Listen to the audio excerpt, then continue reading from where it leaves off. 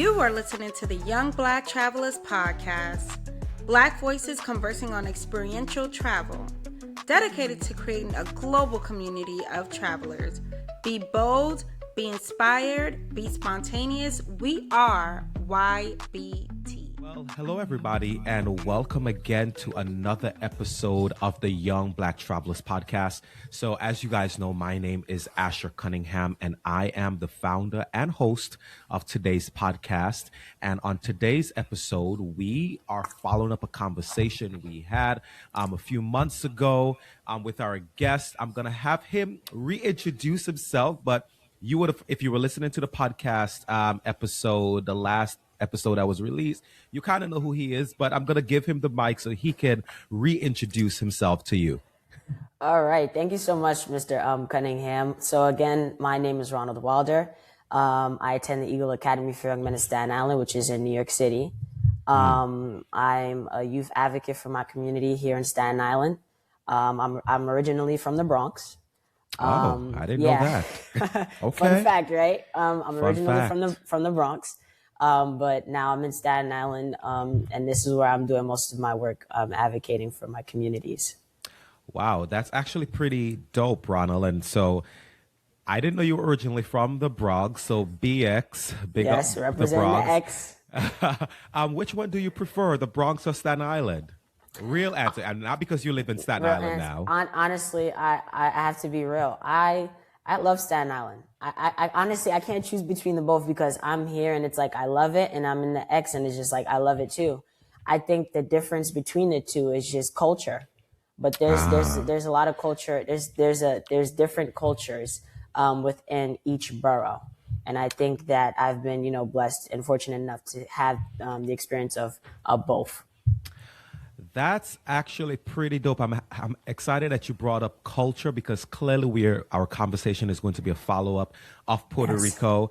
So when you bring up culture and you identify the different cultures in both borough, that is pretty significant. And so when you say that, what is the predominant culture that is probably present in Staten Island, and probably what is the predominant culture that is present in the BX? So I could definitely say that they have it in common. It's definitely Hispanics. It's a lot of Puerto Ricans and it's a lot of Dominicans.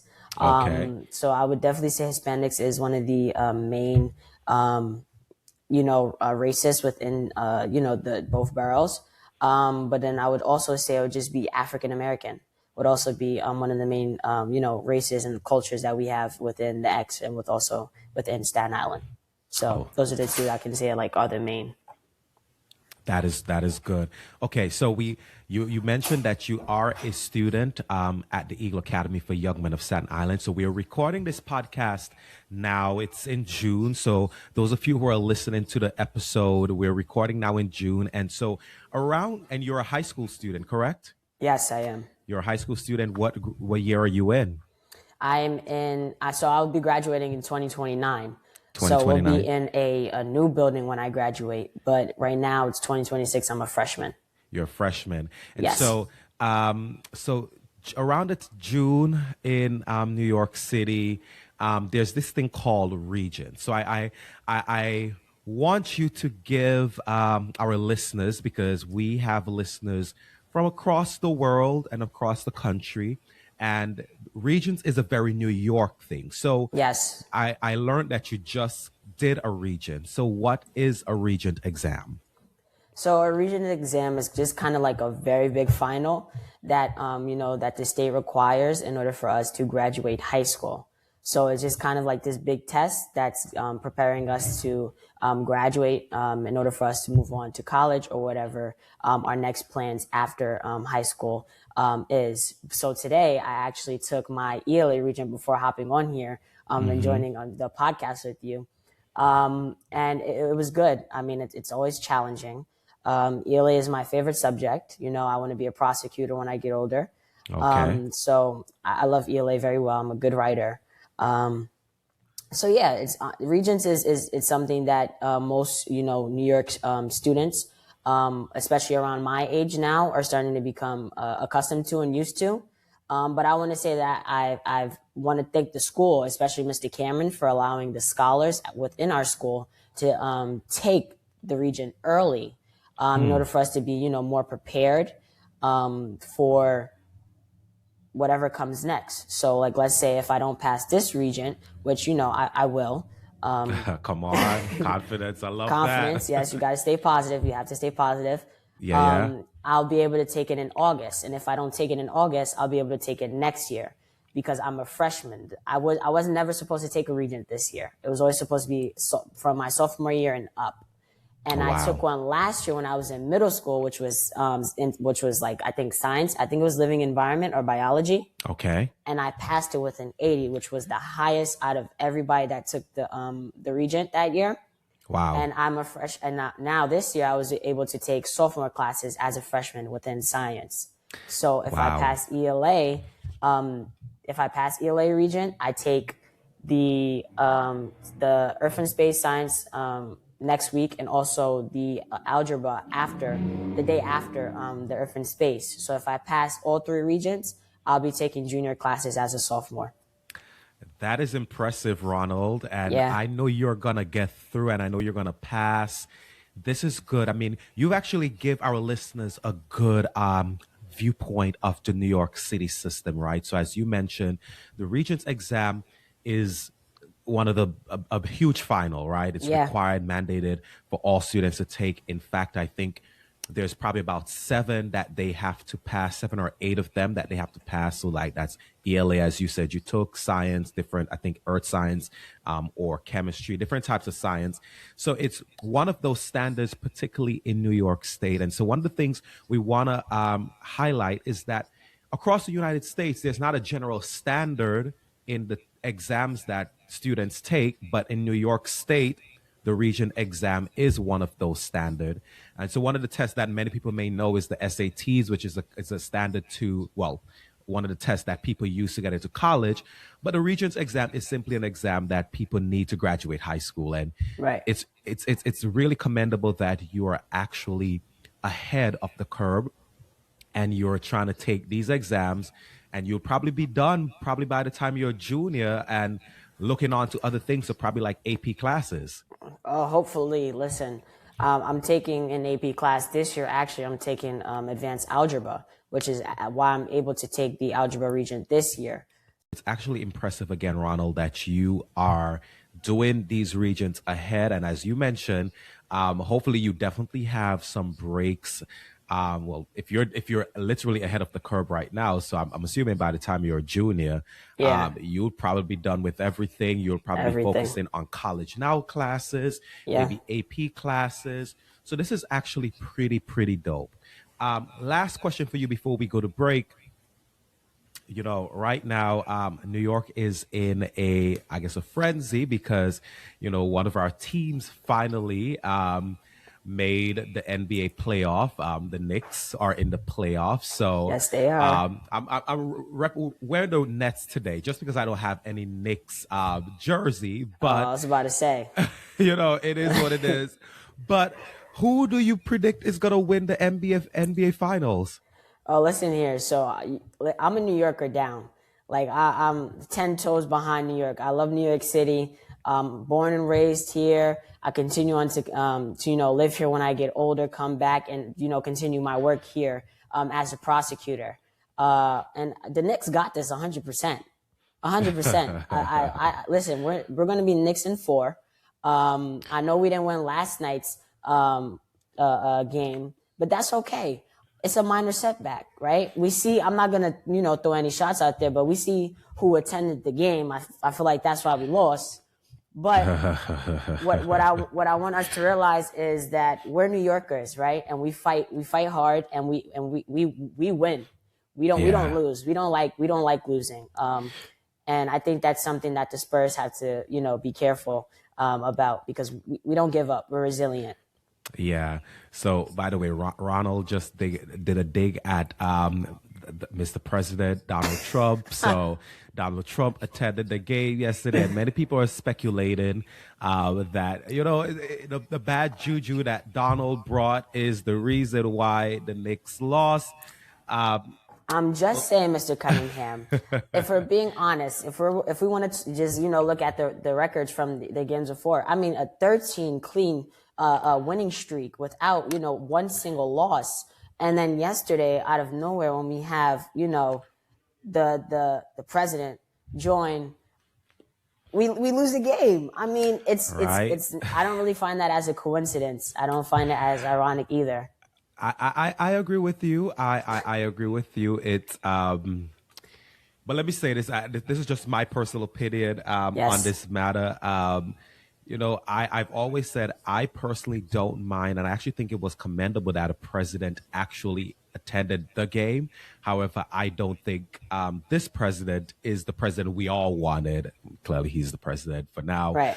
We all wanted to attend the game. So, yeah, I agree with you. I mean, he brought some bad luck to the Knicks. So let's see what happens. So you're going to be watching or listening to this podcast after the next game. But fingers crossed, come Wednesday night, the Knicks win another game. They'll be playing at home, and they do it. And they knock this out soon because, again, right after the finals, technically the finals could actually also go right into the FIFA World Cup. So we kind of need this to be over soon because we need to be over real soon. The World Cup is also in New York City, which New York City is a buzz this summer. It's a buzz this summer. Yeah. And are you rooting for any particular football team, soccer team? I'm going to be honest with you. I do not watch football or, as it's known in New York City, soccer. I'm honestly, it's basketball for me or it's football. Basketball or football. Typical Americans. So that's not a surprising response. Let me tell you. So the biggest game in the world, most Americans, it's a newer thing to Americans. Yes. But hopefully this summer, maybe some New Yorkers really get into the spirit, go to some of those watch parties. I know they have them just in different places in the city, just like they've been having the basketball finals watch party. Yes. So definitely New York is a buzz over the next few weeks. So if you're listening to this podcast, you're probably trying to figure out where should I go next. Listen, drive into New York, fly into New York. This is the place to be. We're going to take a break. And then when we come back, we are going to continue this conversation with Ronald. So stay tuned.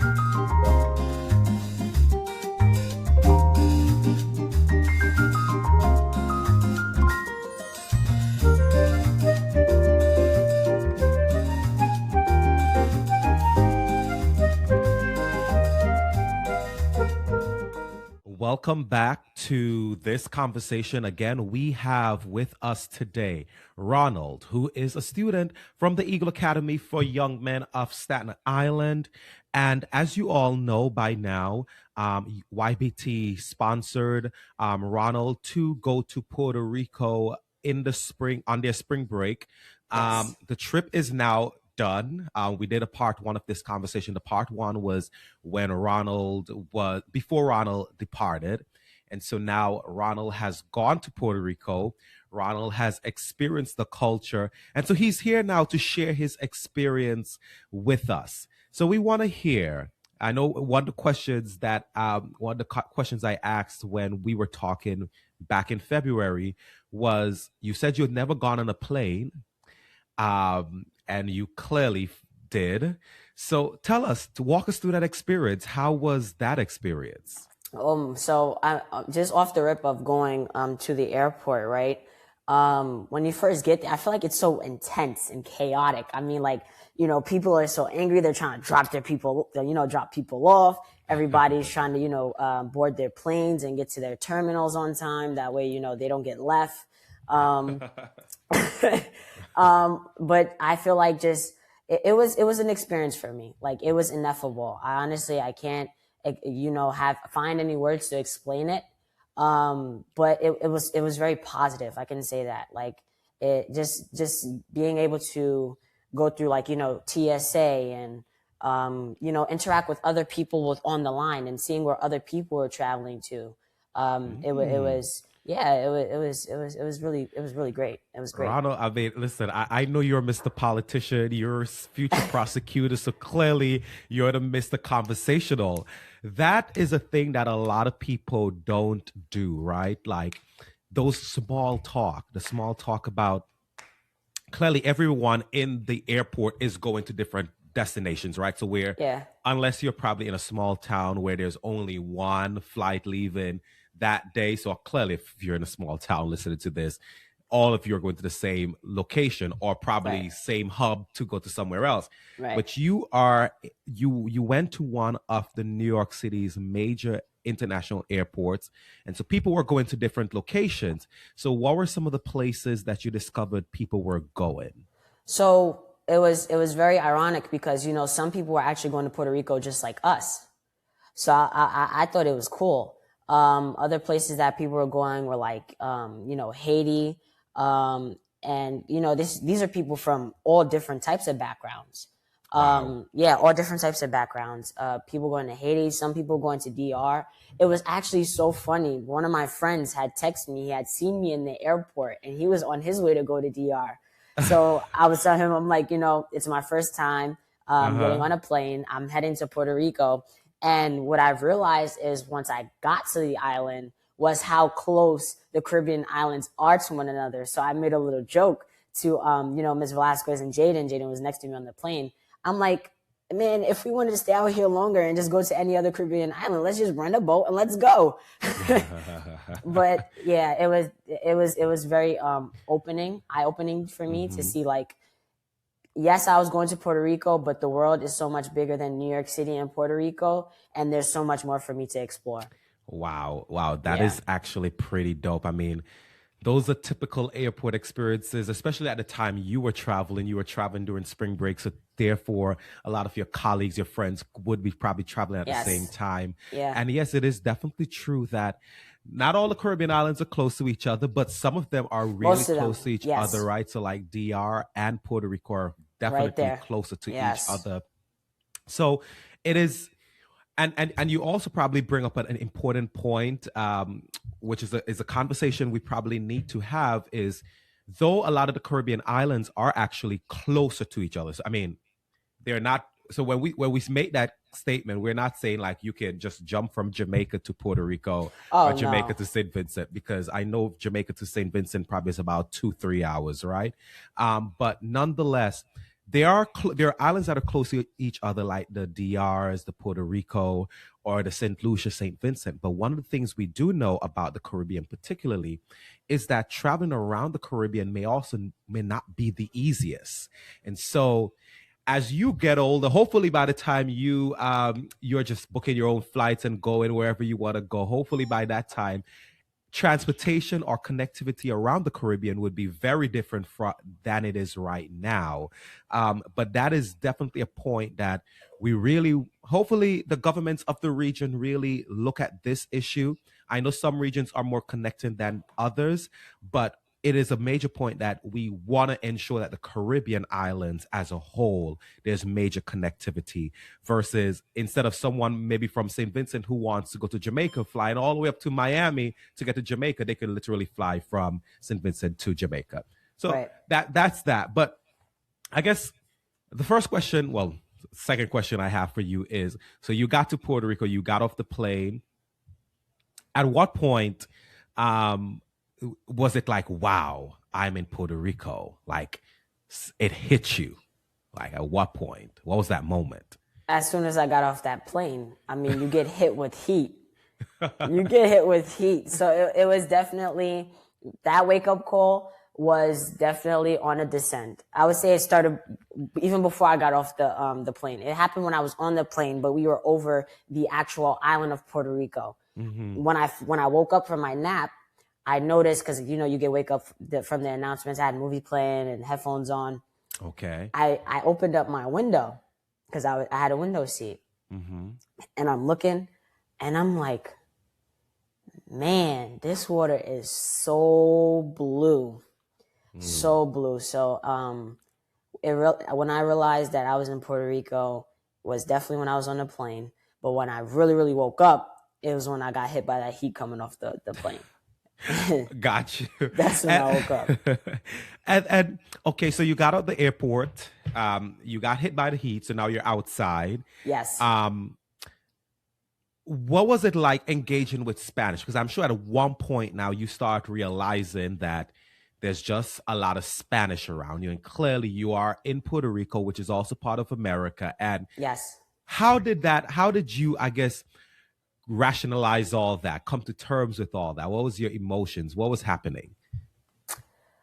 Honestly, you know, it's something that you're going to hear from anybody that you talk about, that you talk to, that went on the trip with me was I could not come to the realization that I was in Puerto Rico. I had to Oh, keep reminding myself, I'm like, Ronald, you are literally in Puerto Rico right now. oh, And I kept every single, Mr. Cunningham, I kid you not, every single day. Ronald, you are in Puerto Rico. Whether if I saw a random bird, if I saw a palm tree, if I went okay. to one of their local supermarkets and saw the difference between, you know, the ones that we have in, on like, you know, homeland, versus the one that they have on the island. Um, it was crazy. Like it was a crazy experience. I still can't even like really just like process that I went to Puerto Rico. So what was it that made it difficult for you to process that you were in Puerto Rico? Like, what was Because it? Was it shock? Yeah. What you was know what it? I think it was? I think it was definitely shock. I think Okay. it was shock, but it was also just me so full of excitement, Mm, and enthusiasm and optimism. But for me, I think it was definitely shock. I think shock played a very big role, and I'm gonna say why. Um, okay.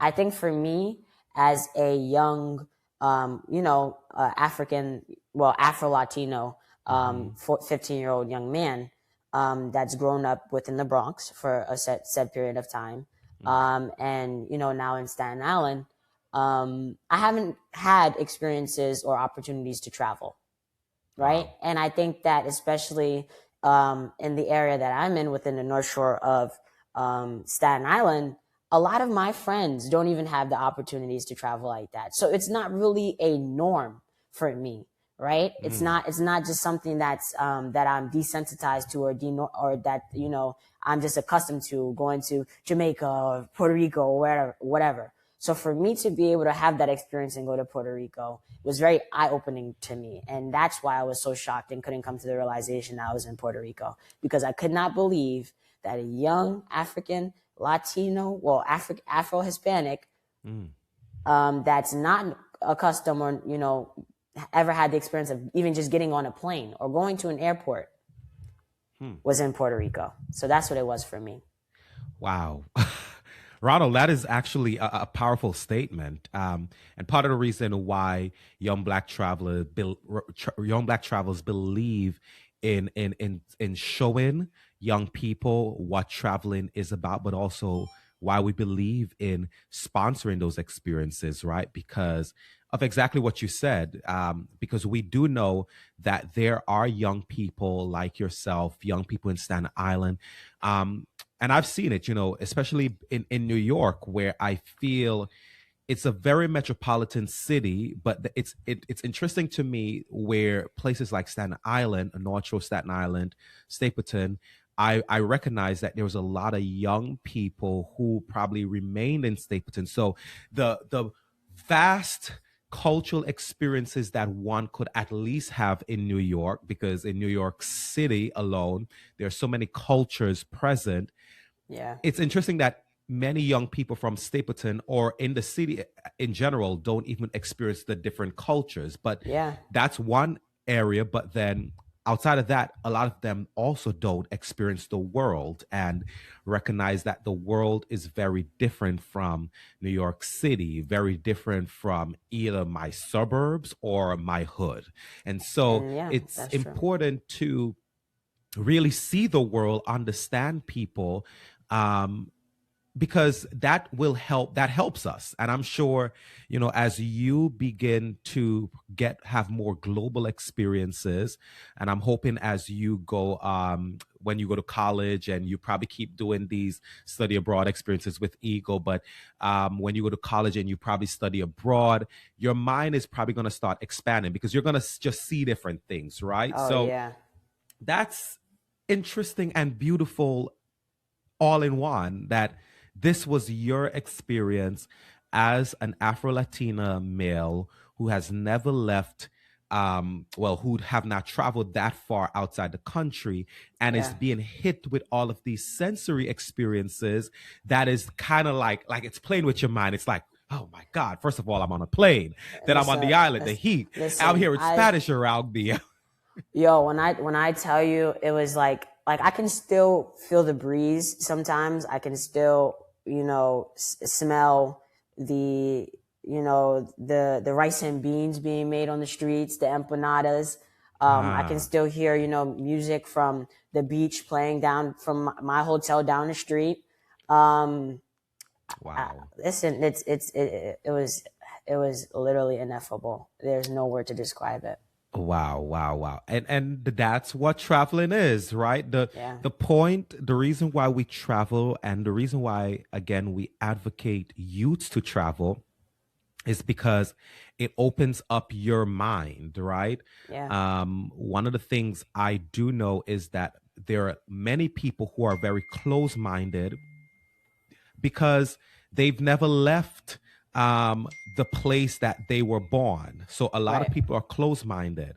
But you start seeing that people, because when people have left and they've gone to different places, their minds are open. Like, even the way they deal with people, they're very open-minded. They Yeah. Simone talked to you guys about how she learned when she went to India, when a student shakes her head, what it means, right? Right. You it just helps us to be better humans, and to be better members of society. So I'm happy that you Yeah. actually had this experience. I think What what it was for me, not to cut you off, I think Mhm. what it was for me was also just realizing like, and I said this too, I don't know if you'll, understand it, but to me it makes sense. Mhm. There's time doesn't stop.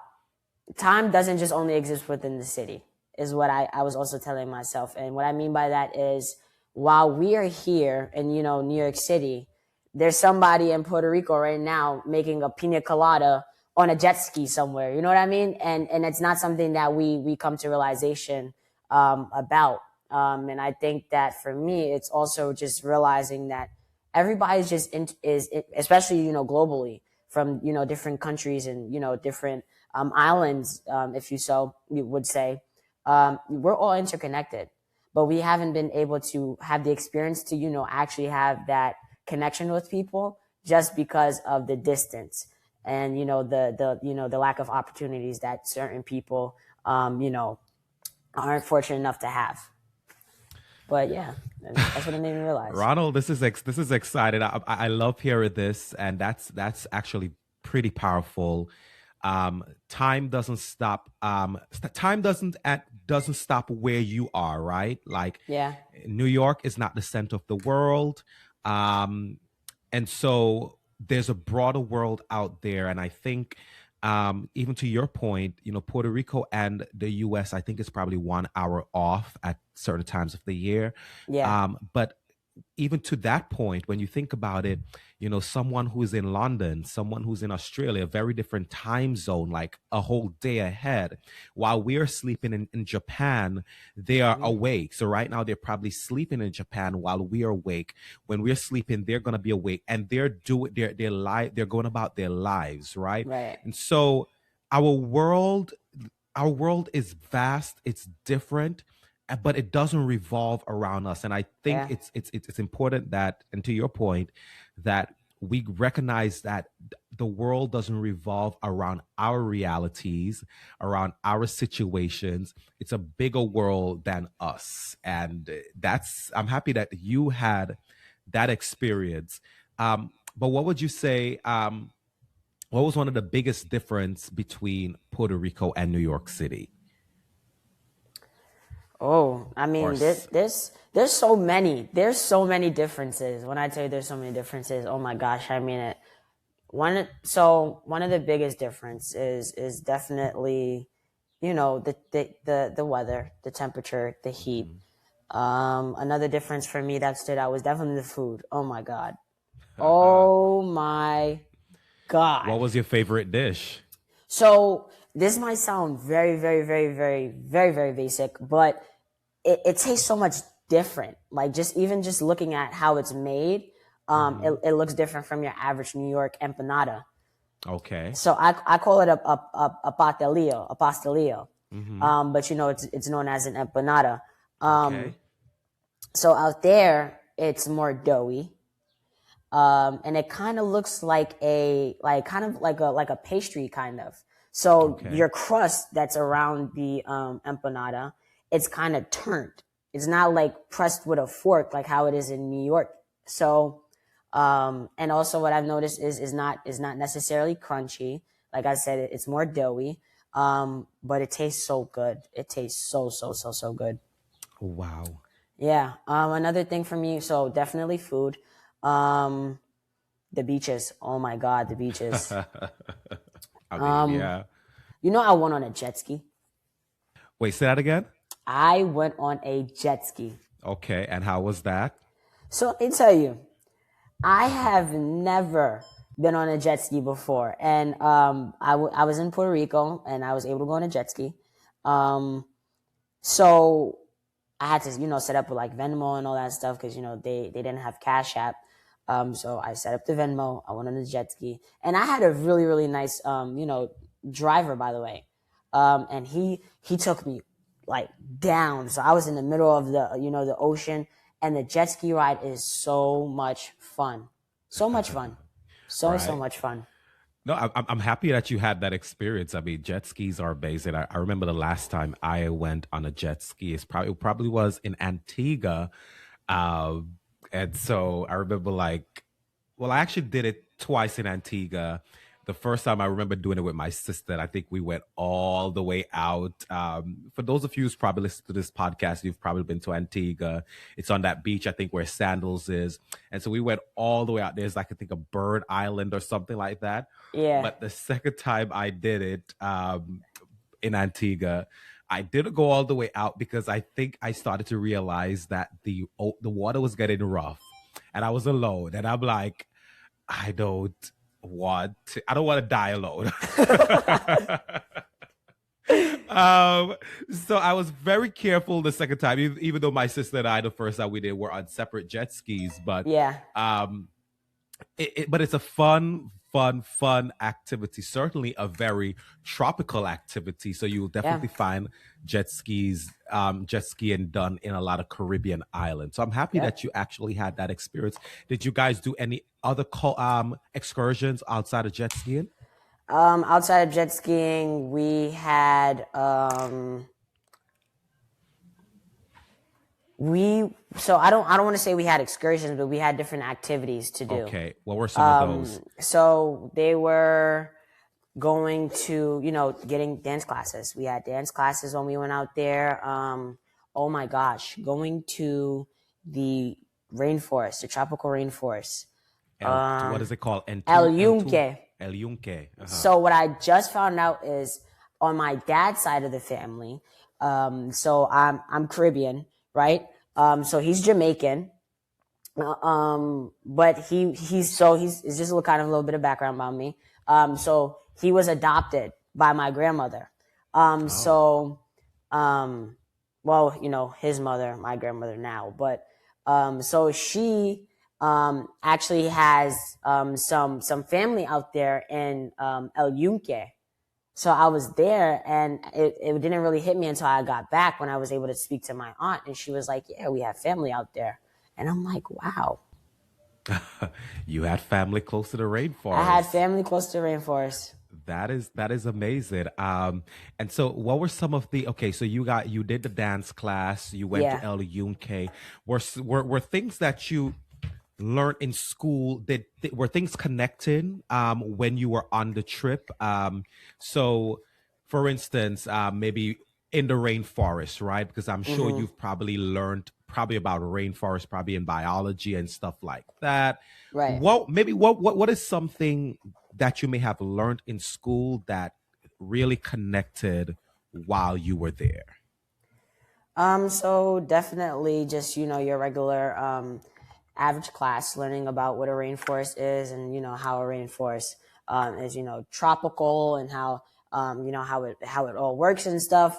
But what they don't really prepare you or teach you is like what it is actually going into it and experiencing it. Right. And I know that's probably hard because maybe not your average teacher has been to a tropical rainforest or whatever. But, and I tell you, I have, so I bought this like waterproof case or whatever for when I went to the beach or if I went to the pool and I went to record. I had to use that when I was in the rainforest. Because it was raining. It was Mr. Cunningham. When I tell you, you were in the rainforest.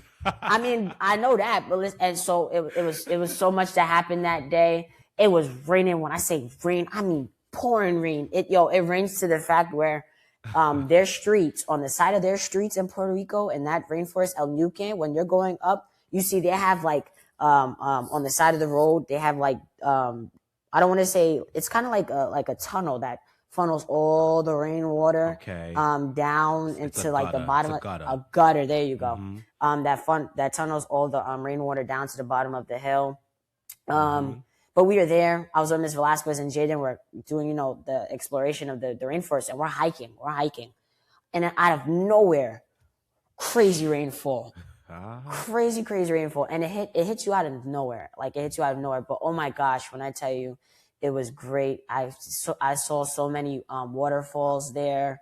We were able to, cross like a little bridge. They had like a little bridge over the waterfall. I took a nice picture of my Puerto Rican flag there. But I forgot my poncho.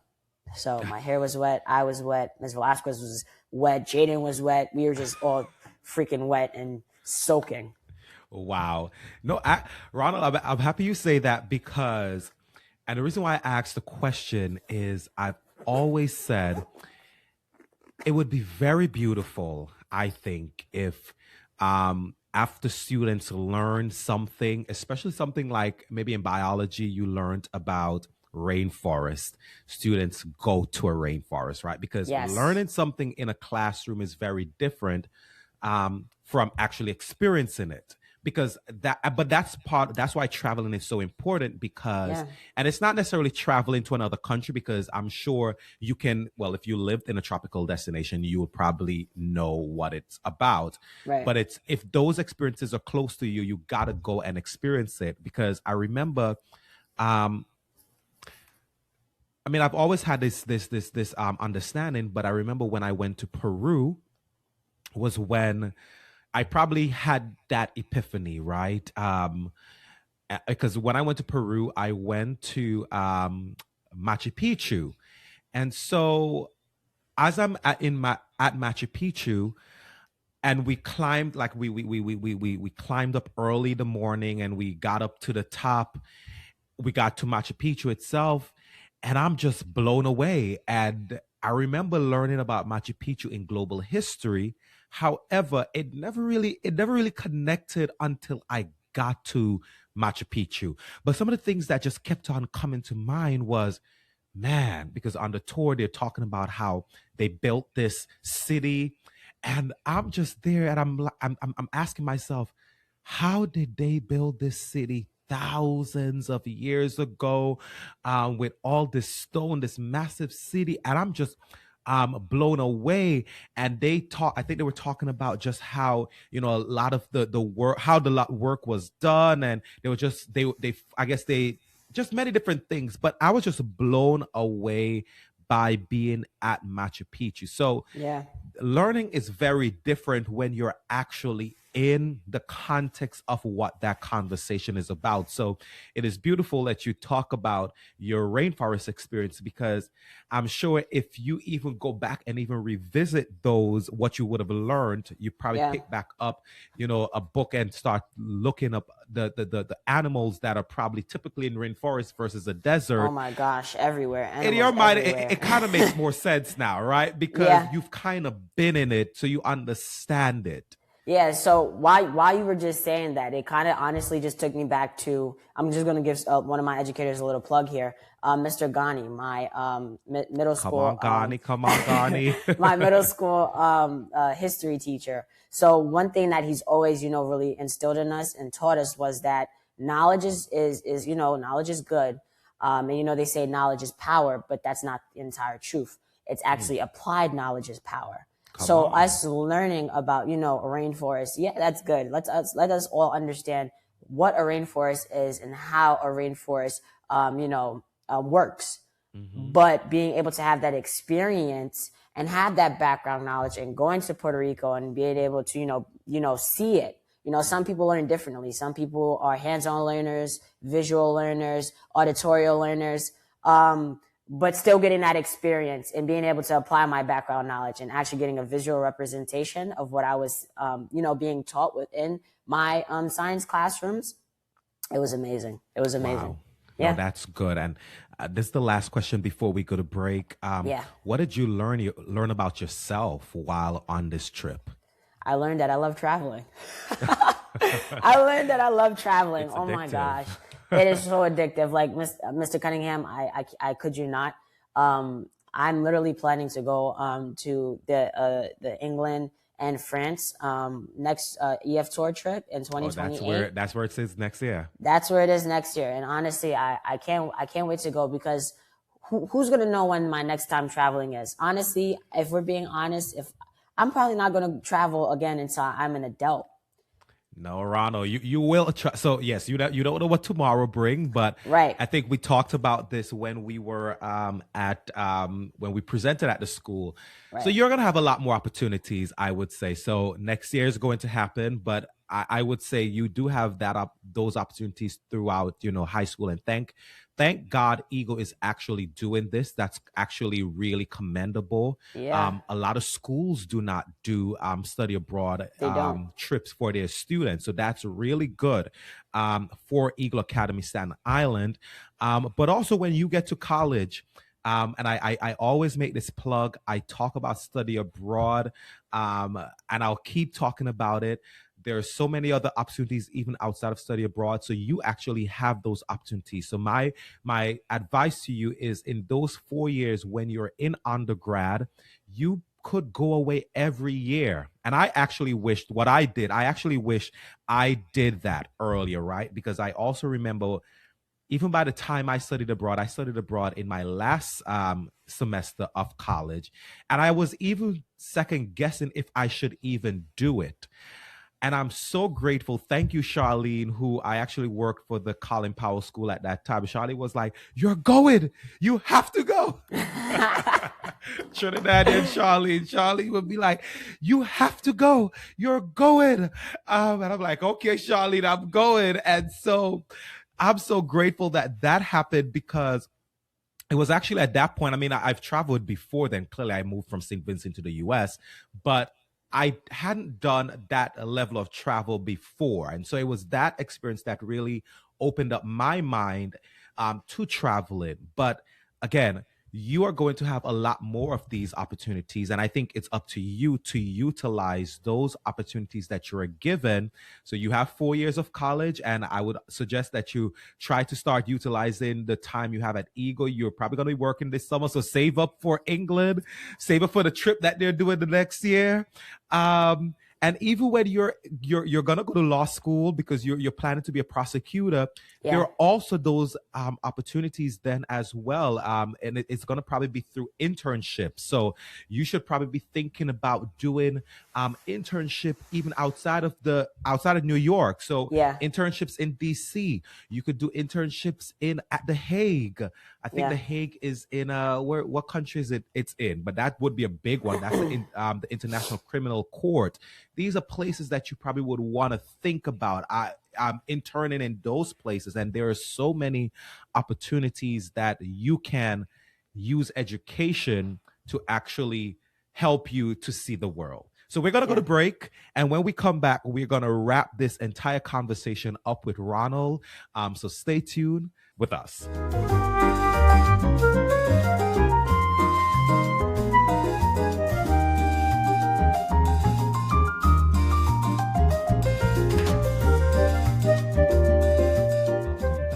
the Young Black Travels podcast again. Ronald and I are talking about his trip to Puerto Rico. Um, you've heard a lot. Hopefully, you've learned a lot from this conversation. One of the things that I'm taking away from this conversation, and hopefully you take away from it too, Ronald talked about, learning about something. It's not just about learning about something, or it's really about applying the things that you have learned, right? So hopefully, you probably are learning about a lot of these countries, a lot of cultures. Hopefully, you are going to be applying the lessons that you have learned as well. But before we go on and close out this entire conversation, like we do on all of our podcast episodes, we take a time to shout out one of the Instagram or one of our partners that is close to us. And today on this episode, we're going to be taking the opportunity to shout out Ronald's school, the school that actually took him to Puerto Yes. Rico. And I think an amazing institution within New York City. It's an all boys school that is located in the five boroughs of New York City: Brooklyn, Staten Island, Queens, Bronx, and Manhattan, There's also one Harlem. in Newark, New Jersey.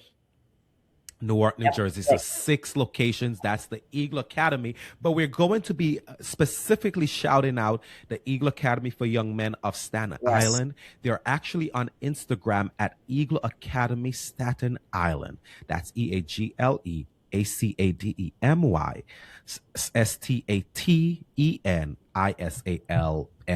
So go check them out.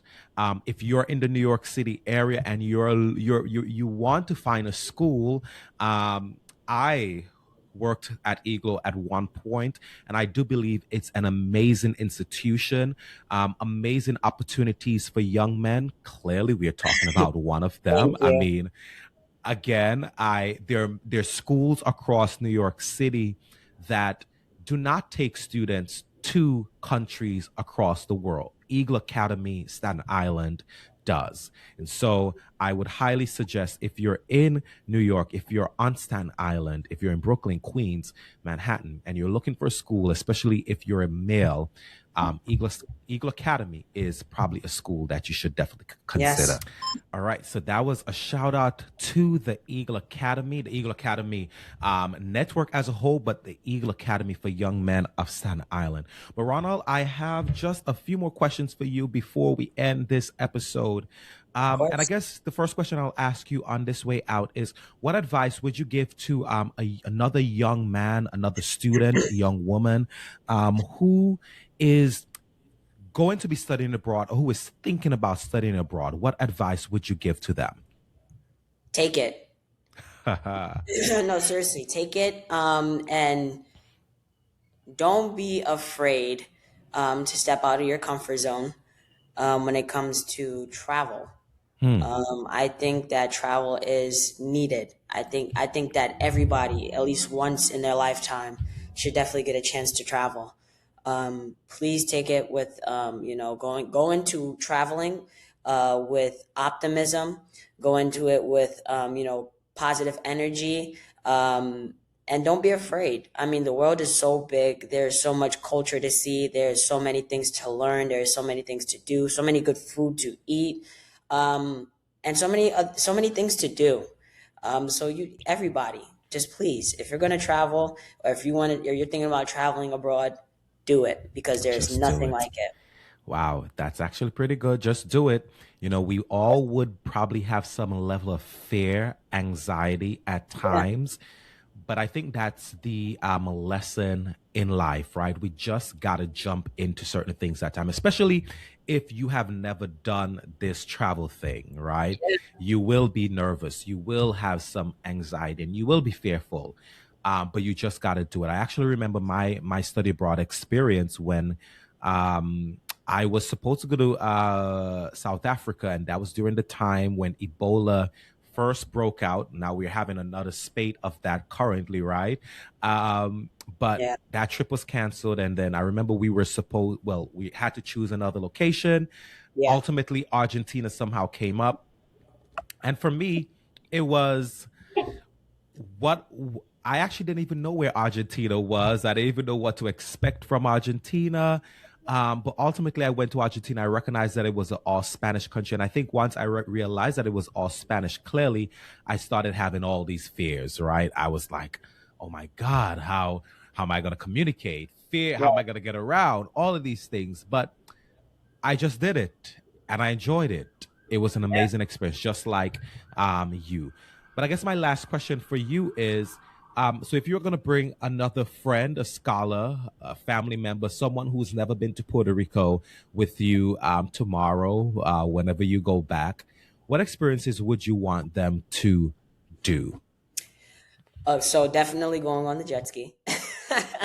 I think the jet ski was definitely my number one experience being in Puerto Rico. But coming right behind it would definitely be going to the rainforest El Yunque, because while I Wow. was there, I got to see, different. I got to learn Hmm.